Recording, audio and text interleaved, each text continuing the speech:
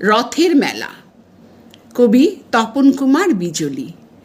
আষাঢ়ের বৃষ্টি বিকেল, চলে রোদ মেঘের খেলা, জুড়ে পথ চঞ্চমাটি, বসেছে রথের মেলা। কেনে সব খেলনা পুতুল, কত না গাছের চারা, খুশিতে কচি কাঁচা, যেন আজ আত্মহারা। ছুটে চল আর দেরি নয়, খাতা বই থাক না তোলা, ঘুরে দেখ ওই যে কেমন সাই সাই নাগরদোলা। খোকা হাত ছাড়িয়ে ছোটে, বাসি এক চাই যে পাতার, সে যে বেশ দৃশ্য বটে, পিছনে ছুটছে মাতার। খুকু ওই বায়না ধরে, নেবে সে বেলুন চুড়ি, কেরোসি টানবে রথের, পড়ে যায় হুড়ো হুড়ি।